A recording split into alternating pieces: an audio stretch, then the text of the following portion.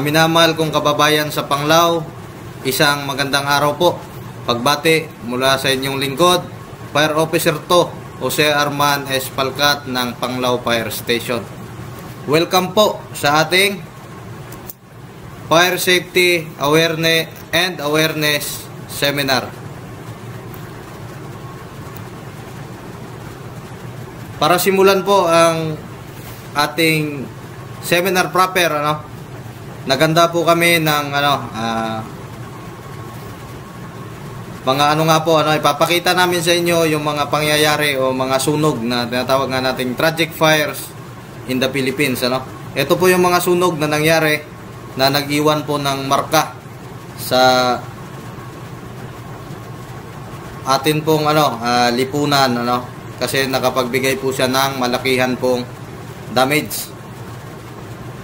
Kung maalala nyo nga po, yung Kentex Manufacturing Incorporated, ito po ay sa Valenzuela City po, yung factory po ng tsinelas, kung saan po ay nangyari ito noong May 13, 2015. Alam ko po, naaalala nyo po ito, kung saan po nag-iwan po ito ng 74 na patay at itinuturing po itong third worst fire incident sa atin pong bansa. Yung nangyari pong sunog sa Resorts World Manila noon pong June 2, 2017, 11:30 AM po, kung saan po ay nag-iwan po ito ng total fatalities po natin ay 38, including po yung gunman. Ayun nga po, nagbigay po tayo, pinakita po natin sa inyo na ang sunog nga po, pag atin pong napabayaan, atin pong minaliit po yung sunog, yan po ay isang napakamaling bagay po yan sa ating buhay. Makikita po natin sa ating mga naging example na ang sunog po ay hindi po natin yan dapat binabaliwala. Kaya nga po tayo ay nagkakandak ng ganitong seminar, kahit po tayo ay nasa kasalukuyan po, nasa nasa pandemic po tayo, pero nag-e-exert pa rin po tayo ng effort para kayo po ay maabot at patuloy po kayong mapaalalahanan. Sige, simulan po natin. What is fire muna tayo, Ang fire daw po ay rapid self-sustaining oxidation process accompanied by the evolution of heat and light of varying intensity. Yan po ang fire. Ngayon, ang fire po pala ay meron din pong characteristics. Siya nga po ay fast, dark, at hot. Fast po siya kasi doubles its size every 30 seconds. Hamakin nyo po yan, na kung sakali pala mangyari, magkaroon po ng sunog, in every 30 seconds po ay dumudoble po yung paglaki ng apoy. Kaya ang oras po sa panahon ng sunog ay napaka-critical po niyan. Dark. A small fire can produce enough smoke to fill a building in minutes. At sa panahon po ng sunog, hindi lamang po apoy ang ating problema, nagkakaroon din po doon ng smoke. Isa din po yan. At sa katunayan nga po dyan, kadalasan po ng mga namamatay bago po sila maabot ng apoy, namamatay po muna sila sa smoke, poisonous gas po yung nakaka sa kanila, nasosuffocate hanggang sa malagutan po sila. Kaya yung iba nga po dyan, sa malakihang fire operation, nare-recover po yung katawan, hindi pa nasusunog, pero wala na pong buhay. Yun po yun. Hot. Air temperature in a burning room can reach 300 degrees Celsius. At tamang nga po yan, totoo po yan, Kasi sa isang pangyari, po talaga, once na nangyari itong sunog, expect nyo po dyan, pati yung kaldero, pati yung mga gamit na dyan, talagang tupok po yan at talaga pong natutunaw yan sa sobrang init po ng ating apoy nga.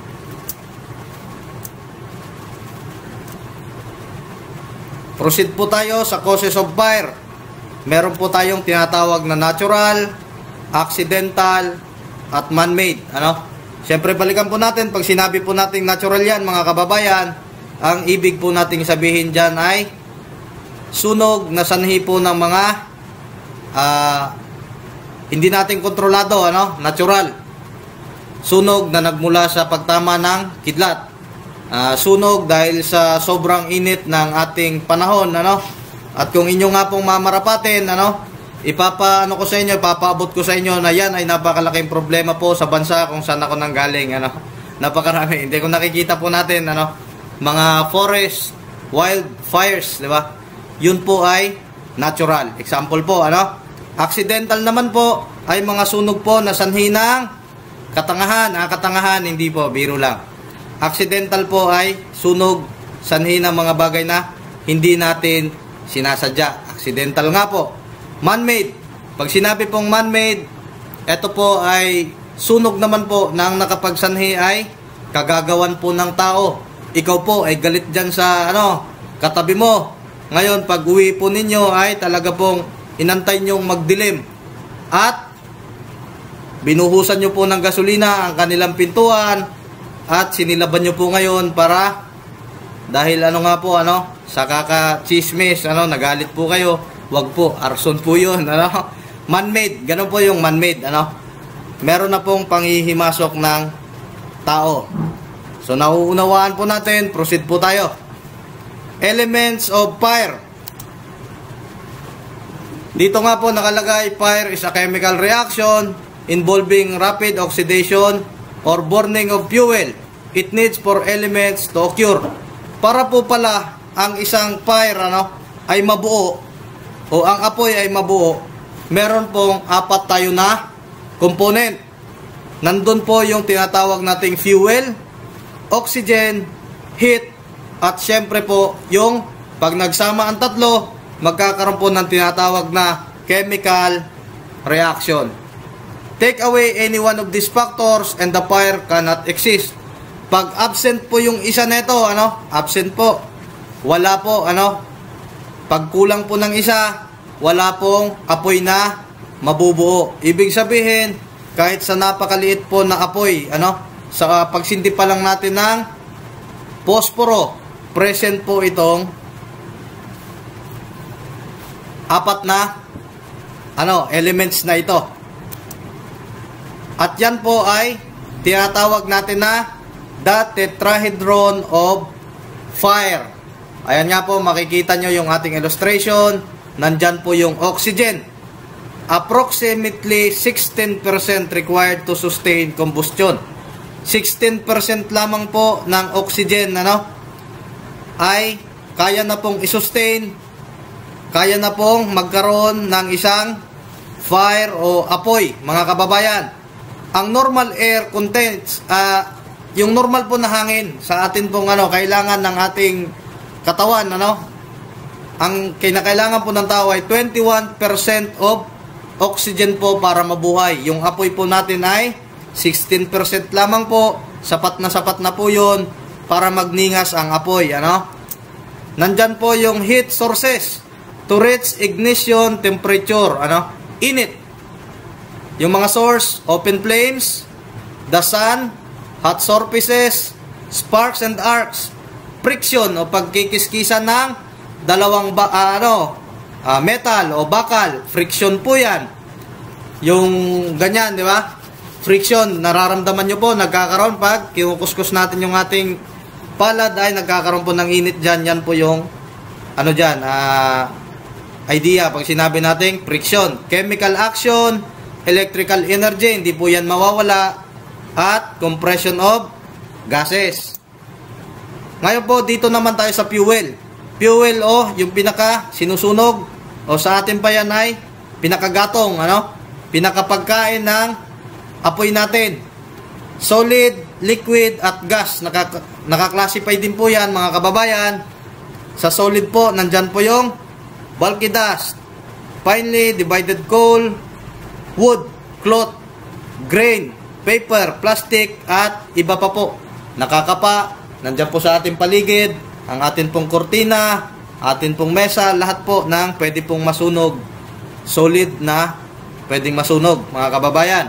Nandyan po yung liquid. gasoline, kerosene, turpentine, alcohol, liver oil, paint, varnish, lacquer, olive oil, at marami pa pong iba. Sa gas naman po natin, nandyan po yung natural gas, propane, butane, acetylene, carbon monoxide, at hydrogen po. Yan po yung tinatawag natin na mga elemento po, fuel po yan. Under po sa isang elemento na kung tawagin natin ay fuel nga po. At syempre hindi mawawala pag nagsama ang tatlo, magkakaroon po ng tinatawag natin na chemical chain reaction o chemical reaction para po mabuo ang isang apoy. Proceed po tayo. Ngayon ay pag-uusapan naman po natin kung paano kumakalat, o sa English pa yan ay how fire spreads. Depending on the type of structure and the material a building is constructed from or made of, fires can spread quickly, engulfing a structure in a matter of minutes. Ayan. How fire spread daw po, nakadepende daw po yan sa kung paano yung pagkakakonstruct ng building.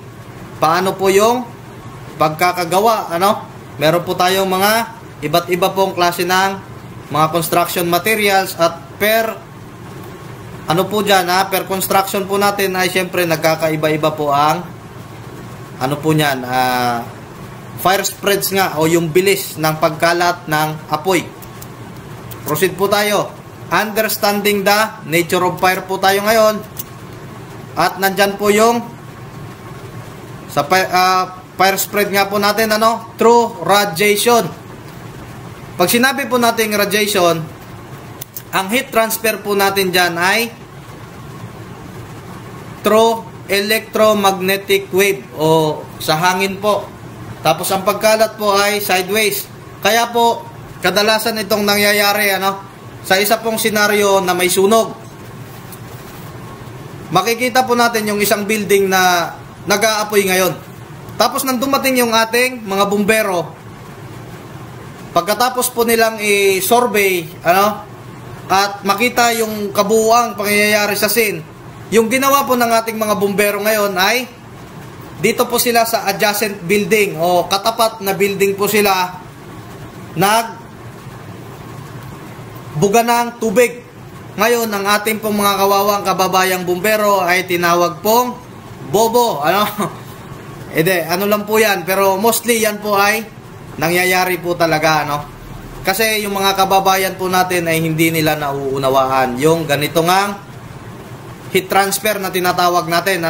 Hindi na po natin maisasalba yung kabuuan ng building na nasusunog. Ngayon po ang pinakamagandang strategy na ating gagawin po dyan, kung tawagin po namin yan ay cover exposure. Nakikita po namin na umuusok na yung kabilang building. Kaya para po maiwasan natin na mag-spread o kumalat yung apoy, atin po yung i-cool down o palalamigin po natin yon gamit ang ating tubig. At sa paraan nga po na yon ay makokontrol po natin yung pagkalat. Yun po ay tinatawag natin na cover exposure. Tandaan nyo po yan at baka lumabas po yan sa ating pa-exam. Proceed po tayo. Convection. Kung yung kanina po yung radiation ay sideways po siya, yung convection naman mga kababayan ay ito po, mangyayari po ito pag wag naman pero kung yung bahay po na nasusunog ay 2-story po, ang apoy po ay nagmula sa baba, may harang naman po yon, napakakapal na semento yung ating flooring. Pero magugulat po kayo, bigla na lang mag-aapoy doon, magliliyab ang apoy sa taas. Yun po ang tinatawag na convection po. Dahil po sa heat energy by the movement of heated fluids. May mga maiinit po na moisture dyan. Yun po yung sa sobrang init po nun, magkukos po yun ng pagliyab. Yan po ay convection. Sa conduction naman po, pag sinabi natin conduction, nasa word nga po, syempre meron po tayong conductor. O yung pagkalat po ng apoy ay sa pamamagitan po yan ng example. Meron pong nasusunog. nasusunog na bahay, meron pong tulay papunta sa isang bahay, dadaan po yung apoy sa tulay na yon para masunog na naman po yung isang bahay. Yan po ay conduction, ano? Example po natin yon. Sige, proceed po tayo.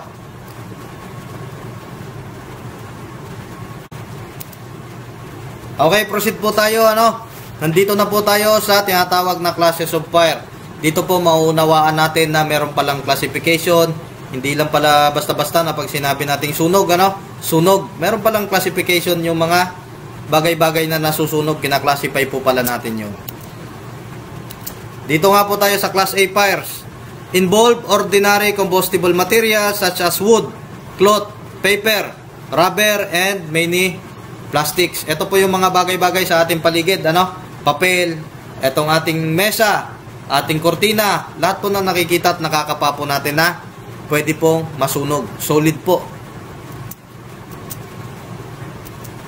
Pag sinabi naman po natin Class B fires, involves flammable combustible liquids, greases, and gases.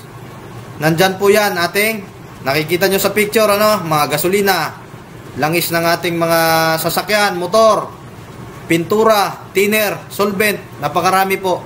Basta liquid po siya na nasusunog. Liquid, flammable, combustible. Nandiyan po, nakalagay po yan mga kababayan.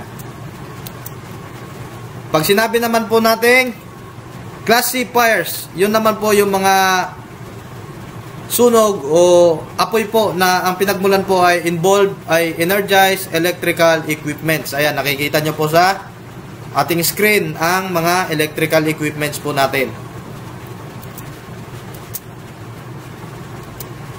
At ito pong Class D fires naman, involve combustible materials such as magnesium, titanium, zirconium, sodium, and potassium, at lahat po ng mga siyum-siyum, ano?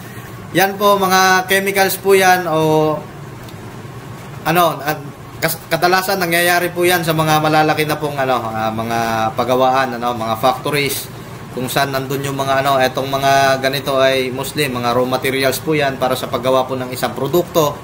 Mari pong ganyan, doon po yan kadalasan nangyayari. Class D. At meron po tayong Class E. Yun naman po ay mga nuclear installation, reactor, nuclear chemical fires. At medyo po naman ito, bibihira siguro kung sakali man pong mangyari, involved po siya ng mga nuclear, Proceed po tayo. At meron nga po tayong last but not the least, yung tinatawag po natin na Class K fires. Its fuels are similar to Class B. Ano nga po yung Class B? Liquid pa rin po siya, Fuels but involves high temperature cooking oils. Ayan, cooking oils, mantika po. And therefore have special characteristics. Class K agents are usually wet chemicals, Liquid pa rin po siya. Pero mostly ito, sa madaling sabi po, yung Class K fires po ay lang po ito, binigyan ng pansin. Ito po ay kadalasan pong sunog na nangyayari po sa ating kusina. Sa mga oil deposits po na pinagmumulan ng nakaimbak po natin ng mga cooking oils at marami pa pong iba. Yan po ang classification ng ating fires, Ngayon naman po, proceed tayo sa tinatawag na the fire extinguishment theory o yung teorya po ng pagpatay o sa atin pa yan, dito sa Bisaya yan ay pagpalong, sa kayo. Nandyan po yung tinatawag natin na the principles of fire extinction consist of the elimination or removal of one or more of the four elements. Ang nasasabi nga po, ang prinsipyo po ng fire extinguishment theory natin ay yung pagtanggal po o pag-eliminate ng isa, removal of one or more of the four elements. Isa o higit pa doon sa tatlong o apat na component, apat po na element para po mabuo yung apoy. Una nga po dyan ay ang ating cooling. By using water as it absorbs heat from the fire and cools the fuel to a temperature where it no longer produces flammable vapors. Cooling o pagpapalamig po sa madaling sabi, ano? Yan po yung approach natin, kaya po tayo gumagamit ng tubig. Yung mga fire truck po natin, yung pinakalaman, yan yung pinaka-common na approach natin talaga, ano? Cooling po yung ginagawa natin dyan. Ito naman pong smothering by excluding the oxygen in the surrounding atmosphere. The fire will be extinguished. Ang ano naman po natin dito, ang aalisin naman po natin ay yung ating oxygen po. Ito pong smothering ay tinatawag din po itong blanketing. At sa maliitan na senaryo, ang example po dyan ay tayo po ay nagluluto. Naglagay po tayo ng mantika sa ating kawali habang nakasalang po sa apoy. Ngayon po dahil nawili po tayo, ano pa bang pwede nating pagkawilihan? Napakaraming bagay kasi sa panahon ngayon, habang nagluluto, nag-cellphone. Habang po nagluluto ay sumaglit po tayong mag-TikTok. TikTok. Maraming nakakaano dyan, maraming nakaka-relate, pag sinabing TikTok. Yun po, may iba po tayong ginawa, kaya ngayon napabayaan natin yung ating nakasalang nakawali na mayroon pong mantika. Paglagay po natin ngayon ng ipiprito nating isda, bigla pong magliliyab yung ating kawali, at sa atin pong pagkabigla at takot, kumuha po tayo ng tubig tsaka ibinuhos po doon. Lalaki po yun, mali po yung ganong gawain, Yung gagawin po natin dyan ay tatakpan lamang po. Huwag kayong magpanik, kukuha kayo ng pantakip ng ating kawali at tatakpan lamang po natin yung kawali natin, para po ma-eliminate o pigilan natin po yung oxygen, para po mamatay yung apoy. Yun lang po yung pinaka-prinsipyo niyan. Starvation po, by removal of the fuel burning in the fire. Sometimes combustible material can be removed, such as by shutting off gas valves or fuel flows. Ito po, yung mga dito ay eliminate po natin yung ating fuel. Yan po yung sinasabi dyan. Example po niyan ay nagluluto tayo tapos meron tayong leak yung ating linya po ng ating LPG galing sa ating tangke. At ngayon po ay bigla pong nagliyab. Matatakot po tayo ngayon. Yung pinaka dapat lang po natin dyan gawin ay i-close lang po yung ating valve ng LPG tank. Elimination nga po yan. Sa malakiang senaryo naman po ng sunog, ito pong starvation ay kukunin nga po natin yung fuel, para wala nang makain, wala nang kukonsumuhin yung ating apoy. Kaya ang gagawin po natin dyan, sa malakiang sunog po yan, example po dyan yung mga natin, sa yung term dyan ay squatters area ba o rural, urban, anong term dyan na tama, mga kababayan? Pag nagkakaroon po ng sunog dyan, dahil sa dikit-dikit na bahay ay napakabilis po ng fire spread po dyan. Napakabilis ng pagkalat ng apoy. Kaya yung gagawin po natin dyan, ihingi po tayo ng tulong dyan sa ating mga counterpart kung sakasakali merong mga available po dyan na mga backhoe ba o ano na magagamit natin. Talagang nagwawasak po tayo ng bahay dyan. Nagsisira po tayo ng mga maliliit na portion nga po, para at least ang fire spread po ay atin pong mapigilan. Isa po yan, starvation po yung tawag dyan. Basta eliminating fuel, yan lamang po yung keyword. Stop chain reaction. Stop or interrupt the chain reaction between the fuel, heat, and oxygen. The fire will be extinguished. Ayun. Meron pong intervention natin, Pag nagsama po ang tatlo ay magkakaroon po ng chemical chain reaction. Kaya po, yan po yung iiwasan po natin na mangyari. Mapipigilan po natin yan pamamagitan po ng ating mga gawain na pag-iingat po at mga practices po natin siguro na para nga po maiwasan itong pagkakaroon ng sunog. Stop chain reaction, di ba? Napakaklaro po. Proceed po tayo.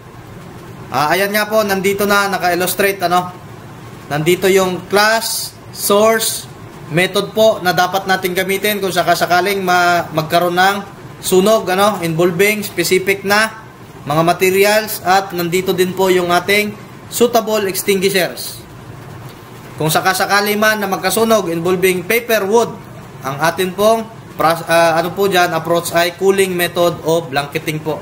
Gagamit naman po tayo ng fire extinguisher po natin na water type, CO2 cartridge type na extinguisher. Pwede din po water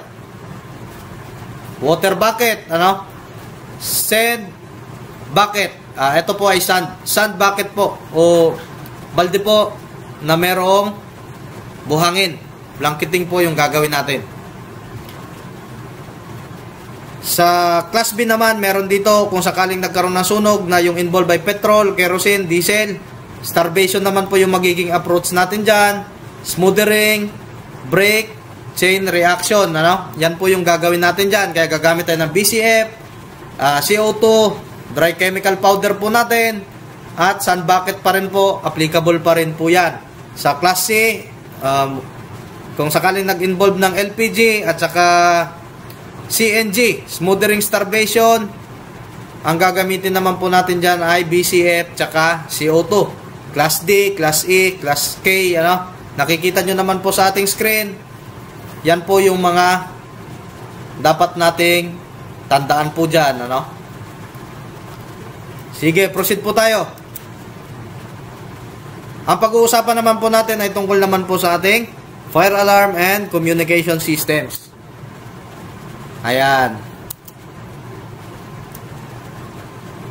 Type of sprinklers po tayo. Upright, meron pong upright, Sa mga nakikita natin to, mga malalaking supermarket, yung iba, nakadepende. Pero nakakakita ko nito, yung iba, supermarket na upright po yan, yung piping, tapos pataas po yung sprinkler natin dyan. Nakaganyan. Meron din pong pabaliktad.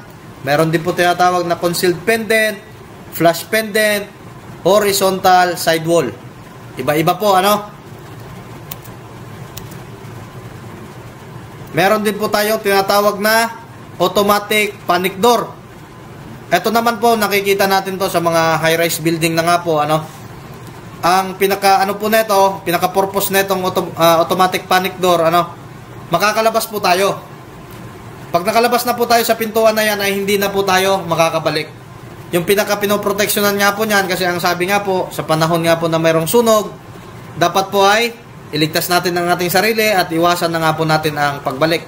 Kasi mostly po, nangyayari sa mga malakihang sunog, yung mga bumabalik po sa kasamaang palad ay hindi na po nakakalabas pa muli ng buhay, mga kababayan.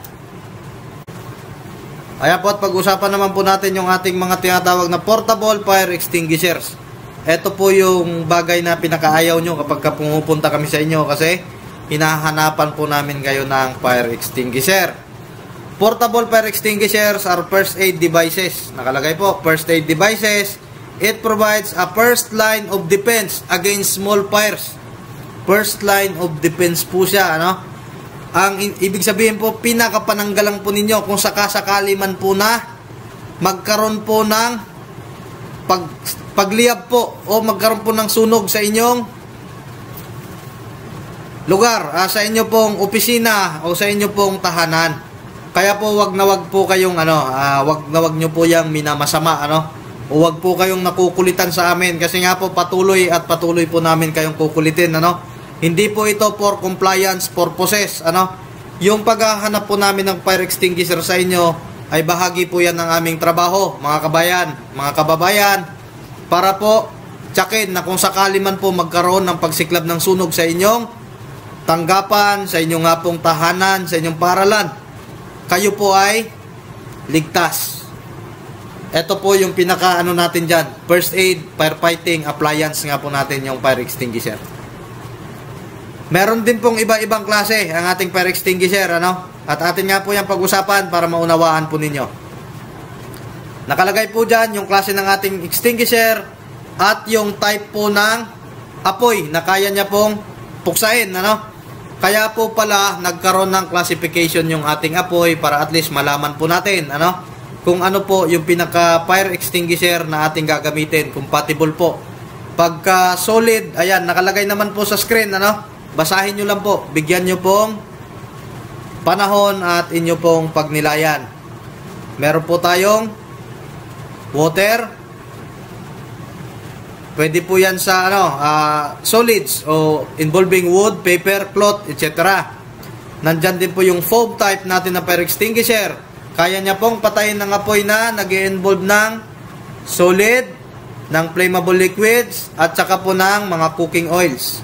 Dry powder po. Ito po yung pinaka-common. Ito po yung lagi namin hinahanap sa inyo. Ito yung lagi natin gamit.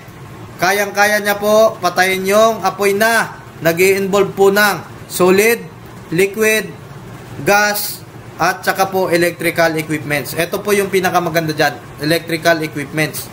Kung sakasakali man po na nagkaroon po ng short circuit, nagkaroon po ng sunog, nagliyab ang inyong saksakan o anumang electrical equipment nyo sa bahay, pag meron po kayo nito, yung dry powder type po na ating fire extinguisher, ay pwede nyo pong diretsong bugahan yung ating nasusunog na electrical equipment doon at hindi po kayo makukuryente.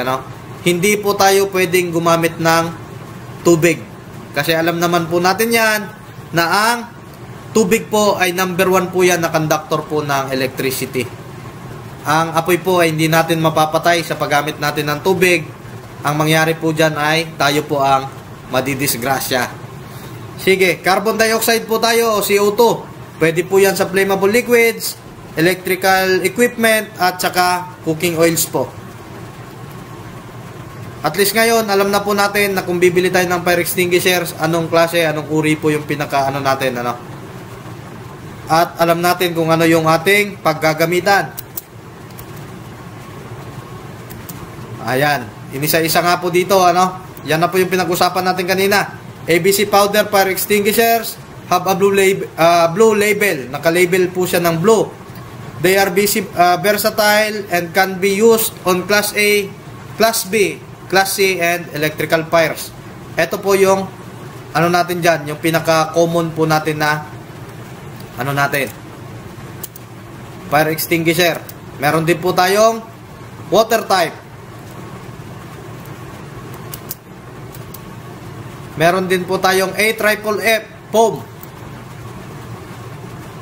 Ito naman po ay foam nga po siya, Bumubula po ito, parang bula. Ang pinaka-purpose po niyan ay siya, sa mga liquid natin nga ginagamit, Pwede din po siya sa Class A. Pero mostly ito po yung approach at gagamitin natin dun sa mga liquid na liquid combustible materials. Kasi yung pinaka-purpose niyan ay blanketing po yan.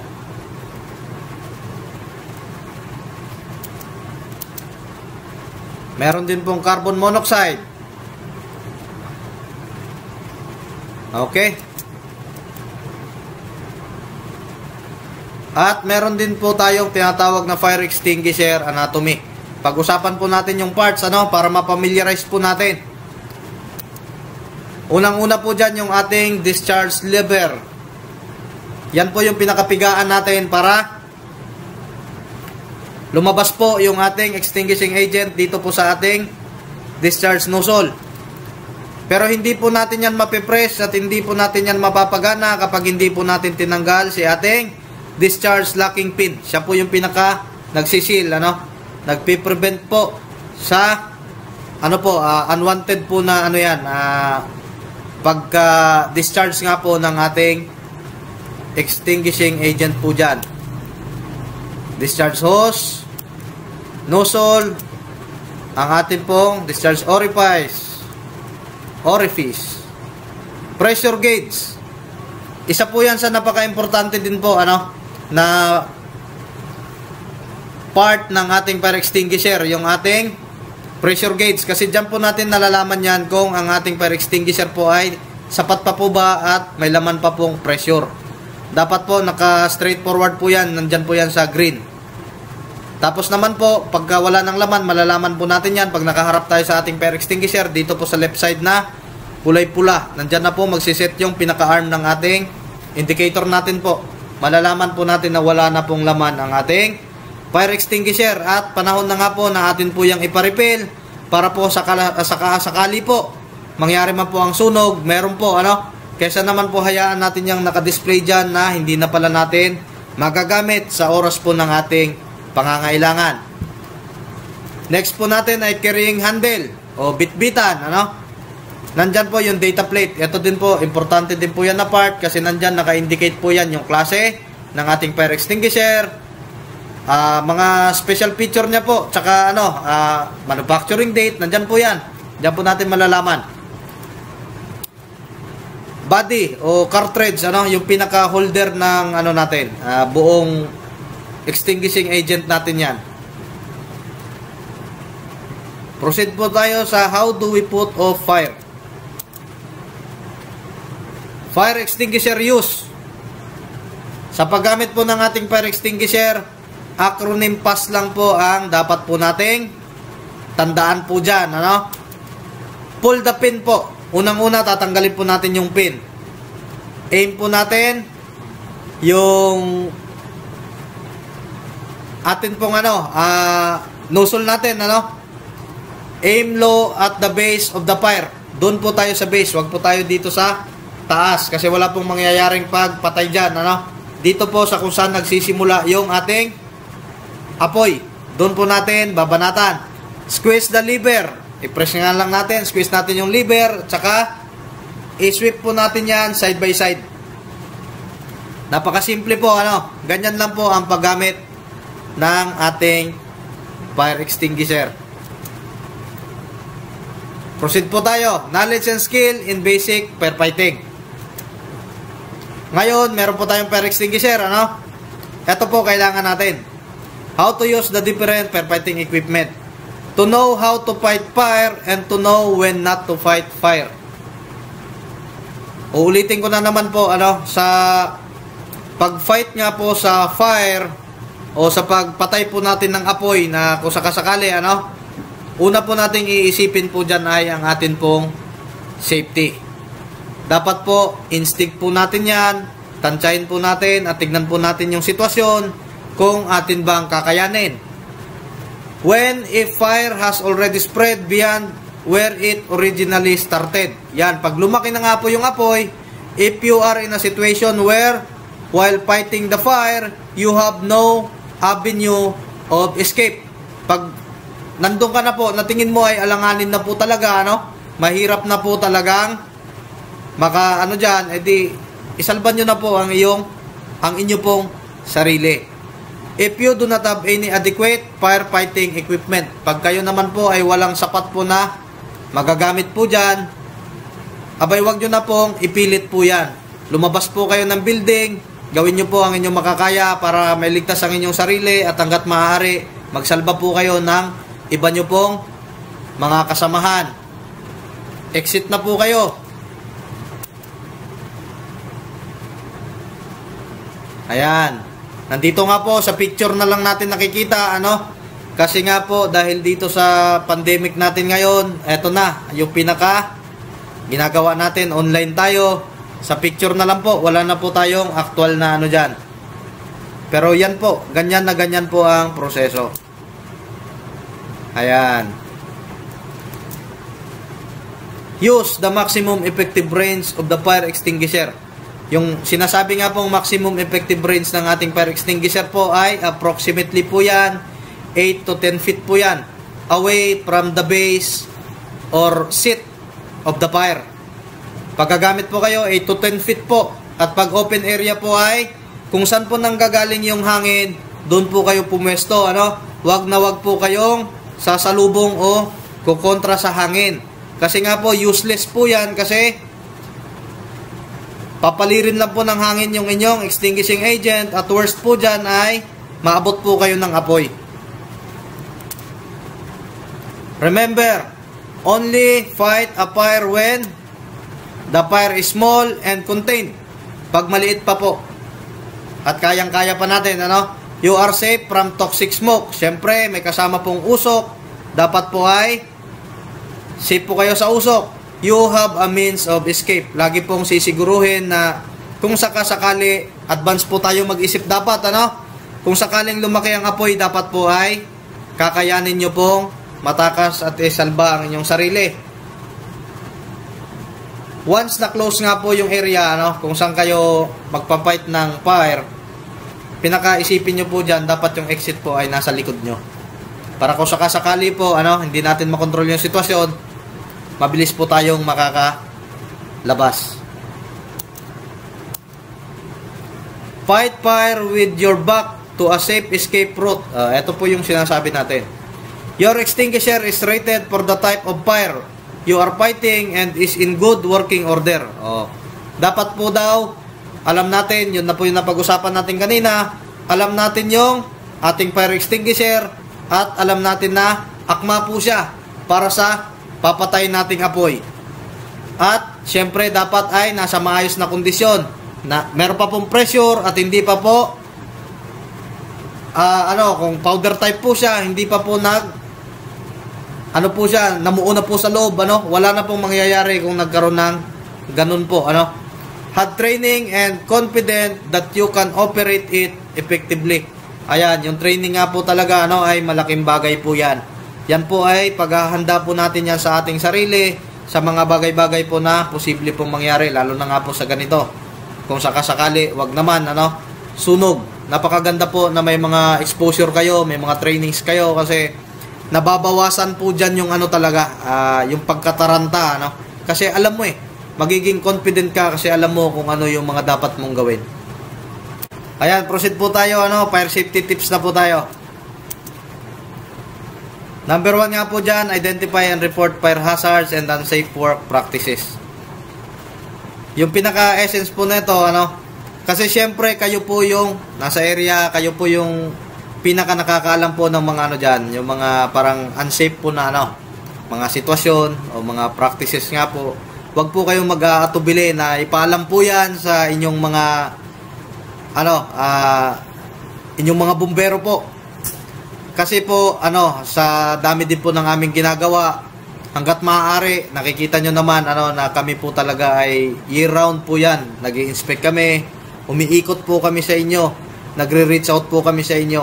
Gusto ko ipaalam sa panahon na ito na kung merong mga problema, meron pong mga wag po kayong mag-atubili talagang lumapit sa amin at atin pong titignan po natin, susuriin po natin yung mga bagay-bagay na yan para po mapanatili po kayong ligtas.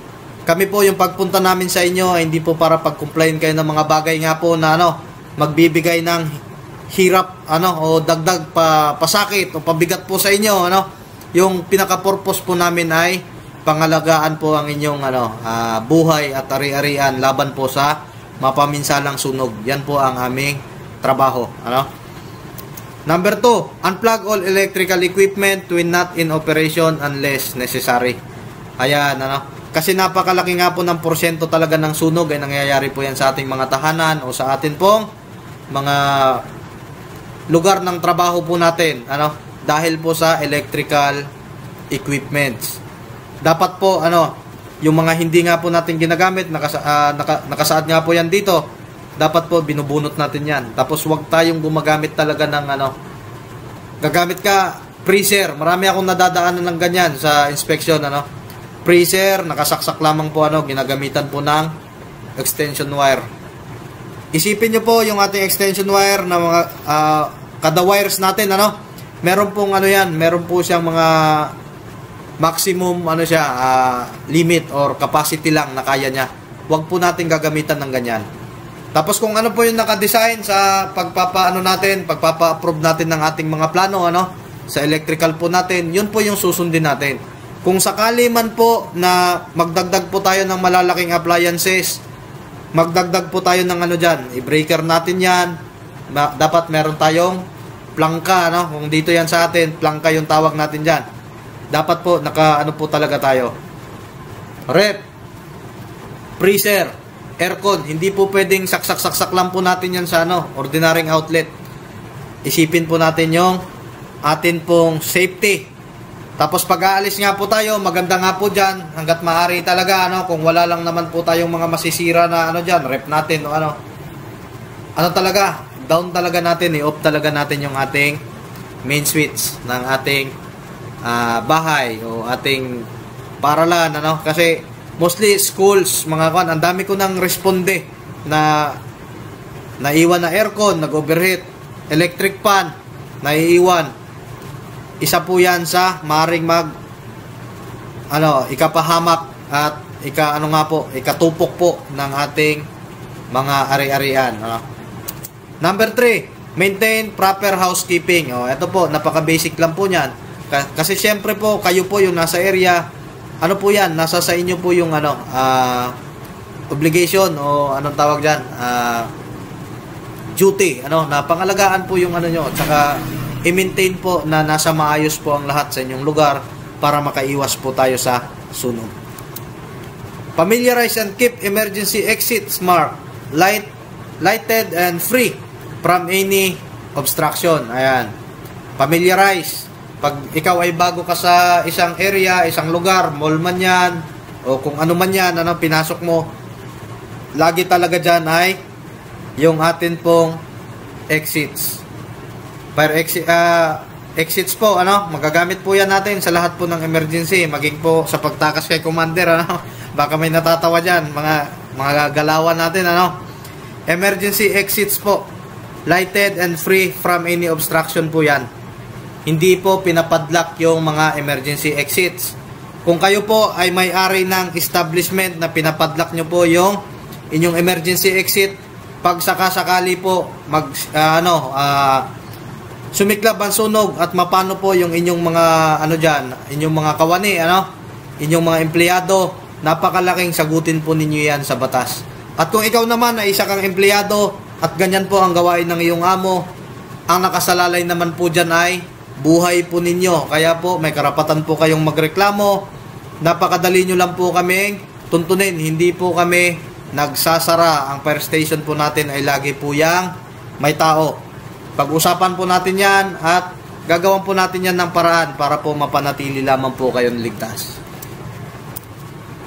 Number 5 po, familiarize location of fire alarm, fire extinguishers, and other firefighting equipment. Ayan. Dapat familiar po tayo sa ating mga firefighting equipments. Lalong-lalo na yung ating fire extinguisher. Napakarami pa rin po mga kababayan. Pag nagkakanda kami ng inspection, yung fire extinguisher, uhugutin pa natin doon sa kinalalim-laliman pa. Natabunan na ng kung ano-ano. Paano na lang po pag mangyaring magkasunog? Ano po ang inyong gagamitin? Nadidipit po yung purpose na meron tayong fire extinguisher para po sana maging pananggalang ninyo kung sakali po magkaroon ng sunog sa inyong area. Yung fire extinguisher po, kaya paulit-ulit po yan naming ina-advise na dapat po ay hinahang po ninyo yan. Para nga po, madepensahan po ang inyong fire extinguisher. Hindi po siya mabilis na kalawangin at magbato po yung laman po niya na extinguishing agent. Para po maiwasan din yung paulit-ulit nyo na tuwing mag-i-inspection na lang po kami, hahanapan namin kayo, bibili na naman kayo ng panibago. Gastos din po yon. At ang isa po sa purpose po natin dyan na nakasabit po siya para kung sakasakali mangyari po ang sunog, kahit sino po ay madaling nakikita yung fire extinguisher. At kung may kaalaman po sa pagpatay ng apoy, malaking tulong po yun. Yun po yung purpose natin dyan. Enforce no smoking policy. Ito po, sa mga area dyan na di ba? Mga barman yan, ano man kayo, restaurant. Kaya po nagkakaroon po tayo dyan ng no smoking, na signboard. Hindi lamang po signboard yan. Dapat meron kayo niyan at dapat kayo mismo ini-impose nyo rin. Sinisita nyo rin yung mga naninigarilyo, kasi maliban nga po sa health hazard yan po ay fire hazard po. At posible po tayong madisgrasya dyan. 7. Avoid overloading of electrical circuits by plugging many appliances. Ito na, parang nasabi ko to kanina. Avoid po yung overloading. Meron nga pong limit, meron pong capacity yung ating wire na mga ginagamit, yung atin pong saksakan na ginagamit po dyan. Dapat po sapat at tamang lang po, yung makaya lang. Kasi po yung overloading ay isa din po yan sa cause. Magkaroon po tayo ng sunog sa ating area. Number 8, do not store large volume of combustible liquids without proper clearance. Ayan po, proper clearance, permit. Saan po galing? And fire protection. Ayan. Permit po galing sa inyong BFP. Minsan po tayo, lalo na tayong mga negosyante, nagiging ugali na po natin yan na hala, tambak lang po tayo ng tambak kasi ang iniisip nga po natin dyan ay yung atin lang na profit ba natin o ano man ang ating mga purpose, ano? Hindi na po, iniiwasan na po natin yung dagdag gastusin, proper clearance, permit, bakit ka pa kukuha, ay pwede lang din naman, ano? Kung sakaling mahuli, malaman, pwede naman nating idaan sa pakiusapan. Alam nyo po, yung inaalis nyo po dyan ay hindi po kayo nakakatipid. Yung ginagawa nyo po ay nire-risk nyo po ang inyong establishment, yung inyo pong pinaghirapan, yung source po ng inyong kabuhayan ay inaano nyo po yan, anong tawag dito? Inilalagay nyo po sa posibleng peligro kasi hindi nyo ipinapaalam, sa tamang tanggapan o sa inyong mga bumbero na kung sakasakali sana na pag-usapan natin yan. Ang atin po kasi dyan ay magawan po natin ng remedyo, magawan po natin ng paraan para po panatilihin nga pong ligtas kayo. Kaya wag po kayong matakot sa amin. Kasi ang bumbero po ay inyo po yang kaibigan. Ang trabaho po namin ay panatilihing ligtas po kayo. Hindi nyo po kami kalaban, hindi po kami ang nagpapahirap sa inyo. Ensure complete attendance of all fire brigade members during fire safety seminars and drills. Ayan. Napakarami na pong nangyari na ito na kahit estudyante o ang seminar po kasi, yung mga drills, napakalaking bagay nga po yan, uulitin ko, para po i-boost yung ating yung kakayanan po natin at yung self-confident po natin, na kung sakasakali po mangyari nga po yung ganitong paulit-ulit natin ginagawa, training, seminars, wag po kayong magsasawa. Kasi nga po yung kaalaman po, dagdag kaalaman po ay, gain po natin yan. Mas maigi pong meron tayong alam na hindi po natin magamit. Kaysa naman po dumating yung oras ng pangangailangan, wala po tayong alam. Diba? Yun po yung ibig kong sabihin doon. To make the story short, mga kababayan, napaka-importante po ng seminar at drills. Number 10 po, regularly conduct emergency drills. Ayan, kaya kung may actual nga tayo, di ba, nagkakaroon po tayo ng mga fire exit drill. Maging sa inyo pong sariling tahanan, gawin nyo po ito. Para po yung mga maliliit na miyembro ng pamilya, yung mga bata, paulit-ulit kasi po, doon po tayo natututo. Kasi nga, aminin natin yan at sa hindi, tayo pong mga bilang tao, minsan po ay nakakaligtaan po natin yung mga bagay-bagay pagka hindi po tayo paulit-ulit na nire-remind. Maging sa tahanan nga po, uulitin ko, dapat ginagawa nyo po yan. Para kung sakasakali man, ang sunog po kasi ay wala po yang pinipiling panahon, wala pong pinipiling lugar po yan. At napakasaklap nga po kung mangyari po yan sa ating tahanan at mapahamak po, hindi lamang ang ating ari-arian po, maging ang buhay po natin at ang buhay ng ating mga mahal sa buhay. Ayan, making a fire safe place. Proceed po tayo How do you make a place, home, building, or premises fire safe? Eto. With today's available technology, we can actually make our places adequately fire safe. The thing is, most of us, for whatever reasons, do not take this effort. Ayan, sinabi na nga po, tatagalugin po natin. Sa ngayon nga daw po kasi napakarami na ng available na sources natin, Facebook tayo ng Facebook, YouTube tayo ng YouTube. Bakit hindi natin i-search tong mga bagay na to na magbibigay sa atin ng kaligtasan, Nagpapasawalang bahala po tayo. The thing is, most of us, for whatever reasons, do not take this effort. Ayan. Tayo po ay nagpapabaya sa sarili po nating kaligtasan, Kasi nga, pag hindi pa nangyari yung isang bagay, baliwala po sa atin, Pero kung sakasakali, wag naman, pag nangyari na, doon na tayo magsisisi. Pero ang pagsisisi po ay huli na. Mas maigi pong lagi tayong handa. For those who will take the initiative to keep their places safe from fire, here is a few simple do's and don'ts. Ito po,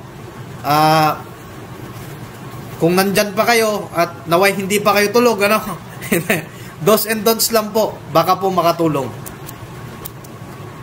Plan your escape. Ayun, sinasabi na nga natin kanina, ano?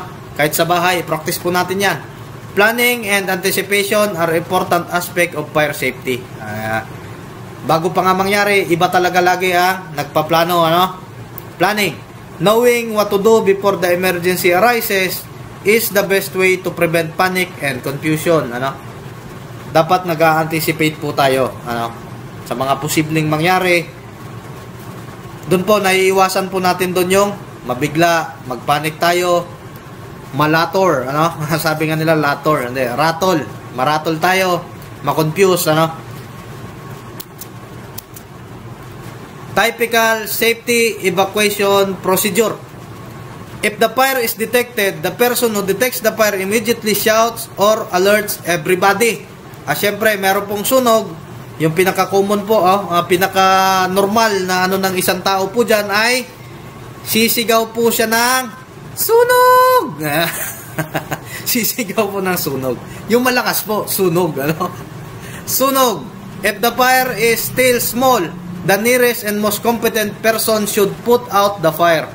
Ayan, ano? Yan nga po yung kagandahan. Kapag lagi po kayong umaattend sa seminar, alam nyo po, competent po kayo. Pag malapit po kayo sa apoy ay pagsikapan nyo po na matulungan o ma-put out po yung fire, ano? If the fire has already progressed to a bigger stage that would merit evacuation. Ayan. Evacuate. Kung sakasakaling hindi na kaya talaga, lumabas. At hanggat sa maaari, yung kaya mong dalhin na ano, kaya mong akayin. Kung meron tayong mga ano dyan, mga PWDs natin, mga nakakatanda, bata, tulungan po natin yan, ano? Designate a specific assembly area outside the building. Ayan. Kaya nga po, kung tuloy-tuloy sana, ano, yung ano natin, yung close contact natin na ano, mga usapan, mga seminar natin, ano, hindi po nawawala itong ating mga drills. Sa ating drill po, dapat ay meron tayong, tinutulungan namin kayo, i-identify yung pinaka-safe na area na kung sakasakali man magkaroon ng sunog ay doon kayo mag-stay o doon kayo yun yung pinaka, ano nyo, pinaka evacuation area nyo kung sakasakali, ano. Designate a specific, yun na po yun. Maging sa bahay po, gawin nyo po yan. Kasi napakalaking tulong po yan. Kung sakasakali po nagkasunog sa inyong bahay ang lahat ng miyembro ng pamilya, alam nyo kung saan kayo magkikita-kita. Paglabas mo, diretso ka doon. At least, mabilis mong mabibilang at makikita kung sinong nandun. Sinong wala. Kasi yung iba dyan, kung saan na sila tatakbo, ligtas na pala, nakalabas na pala yung anak. Ngayon, ikaw bilang isang magulang, syempre, nasa instinct mo nga, babalik ka, ano? At worst nga po dyan, mostly yung mga pumapasok po. Kaya nga po, sabi, huwag ka nang babalik pag nakalabas ka na. Kasi walang katiyakan kung ikaw ay makakalabas pa po ng buhay. Proceed po tayo. In a fire, crawl low under smoke. Smoke and heat rise. So during a fire, there's cleaner, cooler air near the floor. Ang usok po ay nasa mataas po yan. Kaya kailangan mo pong dumapa at gumapang po. Kasi nandun po, mga 2 feet po from the ground, meron pa po tayong space dyan. Ano? Hindi pa yan fully na-accumulate po ng usok. Meron pa po tayong malalanghap na sariwang hangin. Gapang po tayo.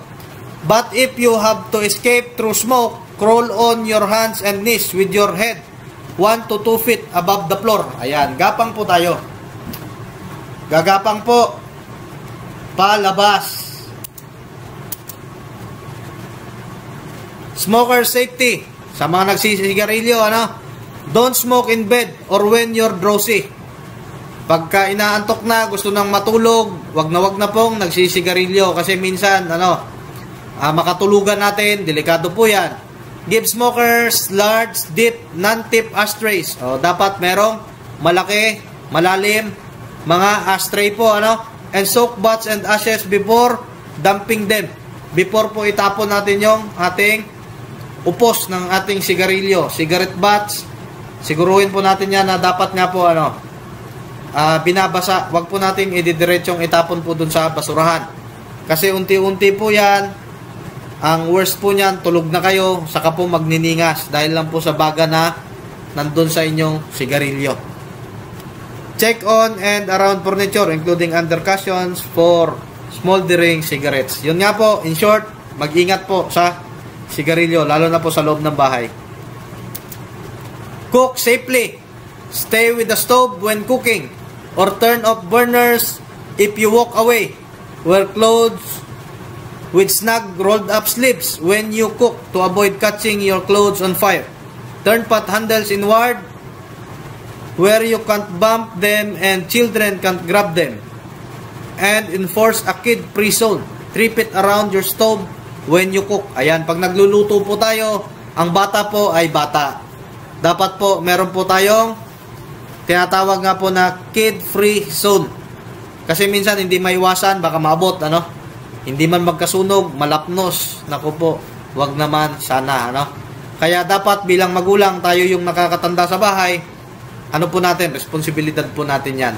Maawa naman po tayo kung sakasakali yung maliliit na miyembro ng ating pamilya ay mapasama po ng dahil po sa ating kapabayaan. Ano? Always observe po talaga yung safety po.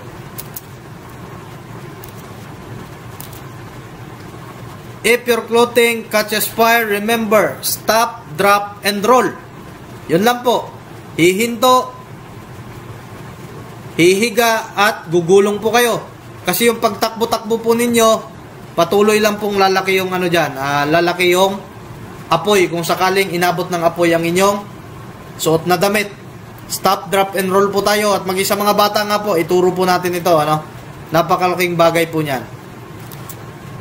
What to do in case of fire? Eto na. Yung mga dapat natin gawin kung sakasakali talaga, ano? Do not panic. Be calm. But act quickly. Huwag daw mataranta, ano? Kalmado lang po at act quickly. Mag-isip tayo ng mga pwede natin gawin at mabilis pero safe po natin na i-execute, ano?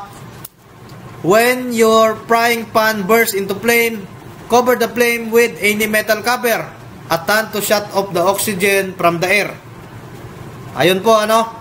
Cut off natin yung oxygen. Napag-usapan na po natin kanina. Tatakpan naman po natin yung atin pong frying pan o kawali. Kaha, di ba? Do not pour water because it may spread the fire or even scald you. Wag na wag nga po. Sinabi na rin po natin yan kanina. Wag na wag po nating bubuhusan ng tubig. Kasi po, sa science nga po natin, ano, pag-uusapan na naman ba natin yan? Namimiss ko na naman tuloy si ma'am. Biro lang po. Do not water nga po, kasi nga, ang tubig po ay, alam na po natin yan, ano, mas mabigat po ang tubig. Ang langis po ay mangingibabaw po yan. Kaya nga po, kung meron po tayong, ano, mga, sa lecture natin, nag-execute po tayo ng mga, ano dyan, ano, yung actual na pagpatay, yung ginagamit po natin dyan ay, mga bucket po, na meron pong lamang tubig, lalagyan natin ng gasolina, ano? Isa din po yan sa paraan para makita nyo po na ang gasolina po ay mas magaan po sa tubig. At kahit nasa tubig, tubig yung gagamitin natin, talaga pong mangingibabaw po yan, hindi po namamatay yung apoy. Yan po yan, mga kababayan. If it is just a small fire, you can extinguish it using any of the following. Pag maliit lang naman po yung apoy, pwede po kayong gumamit ng basahan, rag, a heavy garment, a pail of water, or an extinguisher. The best is an ABC fire extinguisher. Ayan nga po, ulitin na naman, inulit na naman. The best daw po ang ABC fire extinguisher. Ano? Kaya po, wag na wag po kayo nagmamaktol pag hinahanapan po kayo ng fire extinguisher. It is for your own good po, mga kababayan. Number 5, call for help immediately. Phone the fire department at once. Be sure to give the exact address. Ayan na po yung sinasabi natin dyan. Ito po yung minsan ay nakakalungkot na pangyayari. Ano? Pag nangyari po itong sunog, kawawang kawawa po ang inyong mga lingkod na bumbero. Mas mabilis pang masisi kaysa po magkaroon man lang kayo ng phone number po. Importante po yan. Meron po kayong number ng ating fire department. Kasi nga po, uulitin na naman natin. Napakahirap po nang mangyari itong sunog. Hindi natin alam. Wala tayong number. Kung hindi man natin yan magamit sa ating sarili, mga kababayan, maaari tayong makatulong sa ating kapwa po dyan. Kasi nga, sa isang pangyayari ng sunog, yung may-ari po ng nasusunog na bahay, for example nasusunog ang bahay, nawawala na po yan sa kung ano po yung gagawin nila. Wala na po, hindi na nila makita yung kanilang cellphone, di ba? Kaya napakalaki po na niyan, napakalaking tulong po niyan na meron tayong kapitbahay na agad-agad ay nakakatawag ng bumbero. Parang awa nyo na po, lagi pong ihuli po yung video. Ang dami. Ang bilis manisi. Video, nagla-live. Walang ginagawa, Tawag po tayo. Basic lang po talaga yan. Diyan po tayo sa communication palagi nagkukulang. Number 6. If the fire is beyond control, warn the family and go to the nearest and safest exit. Ito na ngayon, di ba? Do not attempt to save your belongings. You might get trapped inside the burning house. Your life is more important than your things. Ayan. Napakaklaro po, Kung pwede naman pong bitbitin, okay lang po yan. Bitbitin po natin, dalhin po natin, pero unahin po siyempre yung mga mahal natin sa buhay, Yung mga nakakatanda nga po, yung mga nanay natin, mga alagain po natin sa bahay, ilabas po natin sila bago po yung gamit. Importante po ang buhay, basta nasa maayos lang po tayong pangangatawan at buo po ang pamilya, sikap lang po, makakabawi po tayo sa tulong ng Panginoon. Number 7. If fire starts in any electrical wire or device inside the house, cut off the current first whenever possible at the switch or at the plug. Ito po yan. Kung sakasakali po, pero kung may fire extinguisher kayo, ABC type, pwede po yan. Pero kung talaga yung pinaka-safe, pwede po, cut off nyo. Kung wala kayong fire extinguisher, pwede nyo na nga po buhusan ng tubig, basta na-cut off na po yung main source po natin dyan. Yan po yung kagandahan po ng nag-a-attend kayo sa ganitong seminar, kasi kahit pa konti-konti po, malaking bagay po yan na may natututunan po tayo. Proceed po tayo. How to get out of a burning building. It is always dangerous to remain in a burning building. Opo. Napaka-importante po ng mabilis na action dyan. A matter of time po, seconds. Napakabilis nga po, 30 seconds nga lang po, di ba? Dumudoble yung laki ng apoy. Fire often spreads rapidly and cut off, escape, and are likely to generate poisonous gas. Okay. Posible po, maunahan tayo ng apoy sa exit natin, hindi na tayo makalabas, at matrap po tayo sa loob, papatayin po tayo doon ng poisonous gases po.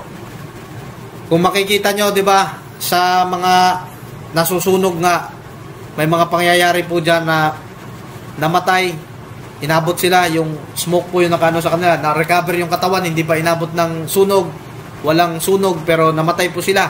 Kasi yung nangyari nga po, nung nagkasunog, akala nila makakaligtas sa kanila ay tubig, tumakbo po sila dun sa CR. Doon po sila inabot. Hindi nga po sila inabot ng apoy, pero nasuffocate naman po sila at yun po ang naging sanhin ng kanilang kamatayan. Lalabas po talaga tayo dyan, Dapat makalabas tayo. If you are trapped inside the burning building, do not open a door that feel warm. Ayan. Kung na-trap po kayo, o nasa, nasa kasagsagan po kayo ng inyong paglabas, ng building, kapain nyo po. Dapat kumakapa po kayo sa mga pintuan. Pag mainit, ito po ang gamitin nyo, yung likod po ng ating kamay, kasi sensitive po yan. Basta konting init po, wag nyo na pong ituloy, kasi mainit nga po yan, posible, napakalaki na po ng apoy dyan sa loob. Madidisgrasya po kayo. Superheated air might quickly kill you. Try to get out some other way. Yung sobrang init na apoy, posible daw po kayo dyan ikamatay po ninyo. Bakit po? Nagkakaroon po ng backdrop na tinatawag. Enclosed po yung area, grabe na po yung apoy doon, napakainit na. Pagbukas mo, mabibigla po siya ng introduce ng oxygen, magkakaroon po ng backdrop na sinasabi. Magkakaroon po ng malakihang pagsabog. Nakita nyo na siguro yan sa Facebook, may pakalat-kalat na may ganyang video na kaya nga pagka may sunog, lagi pinapalayo talaga yung mga tao. May mga posibilidad po, nagkakaroon po ng pagsabog. Proceed po tayo. Action taken when fire strike. Ito po. If fire breaks out, immediate correct action gives the best chance of putting it out quickly. Yan. Kung sakasakali nga daw po magkaroon po talaga o mag-break out ang sunog, magkaroon ng sunog sa inyong area, yung tama na approach po natin at yung bilis po ng ating pag-act talaga ay napakalaking bagay po niyan. Reducing the danger to life and keeping damage to a minimum. If there is a fire, remember these 6 steps to safety. Meron po tayong 6 steps to safety pala, susunod dito. Yun lang po. Agaran at maayos po na pag-aksyon, malaking bagay po yan para mapigilan yung apoy, at kung hindi man po, at least ma-minimize po natin yung damage. Ayan nga po, acronym safety. Sound the alarm. Meron po tayong mga fire alarm po dyan. Ang sabi nga po ay hindi lamang po ating sarili ang ating isipin, meron din po tayong katungkulan po dahil hindi daw po tayo nabubuhay para sa sarili lamang. Sound lang po yung alarm para po ma-notify, malaman po ng lahat ng naka-reside sa area o lahat po ng dyan, nasa loob, na kung sakasakali po may sunog pala, at least may salban din. Malaking tulong po yun para may salba din po nila yung kanilang sarili. Advice, Fire Brigade. Meron po tayong, nagko-compose po tayo ng Fire Brigade sa ating mga lugar ng trabaho, i-notify po yung Fire Brigade para po ang bawat isa po ay magampanan po yung mga gawain na dapat nilang gampanan para po sa kaligtasan po ng ating mga occupant sa area, Fight fire if possible. Hanggat maaari nga po, maliit pa yung apoy, patayin po natin. Evacuate the area, premises. Kung hindi na kaya, lalabas po tayo. Tell others, you get out, clear the area. Ayan po. At remember daw po, an ounce of prevention is worth than a pound of cure. Prevention is always better than cure po. Yung pakunti-kunting mga bagay po na ating ginagawa, sa side nga po ng fire prevention, ay po niyan, napakaganda. Gaya na lang po nito, ginagawa nating seminar, Huwag po kayong mag-iisip na nagsasayang po kayo ng oras. Kasi dagdag kaalaman po yan sa inyo, paulit-ulit, pero hanggang yan po pinakamagandang paraan para ma-master natin yung mga bagay-bagay, yung pagiging paulit-ulit. Kesa naman po, umabot na tayo sa huli, mangyari yung sunog, hindi natin alam kung ano ang dapat natin gawin, Always, magsisi tayo, pero huli na po. Ayan, isa na naman po. Isang sayings na naman natin. All the thieves in the world cannot take all your belongings, but one good fire could raise it to the ground in 5 minutes time. Sabi nga po nila, 10 beses man daw po kayong manakawan, hindi mauubos ng kawatan yung inyong pag-aari. Pero isang beses lang po kayong masunugan, mga kababayan. Diyan pa lamang po dapat isipin at isapuso po natin yan, na ang pag-iwas o mga gawain na sa fire prevention nga natin ay napakalaking bagay po niyan.